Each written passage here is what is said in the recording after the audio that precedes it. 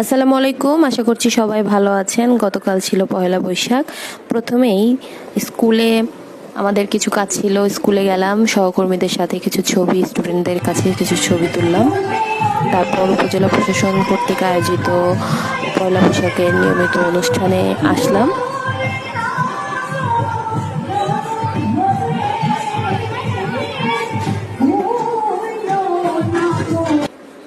এখানে আমার শিক্ষকদের সাথে দেখা হয়েছিল, তাদের সাথে কিছু ছবি তুললাম, কিছু খাওয়া দাওয়া হলো।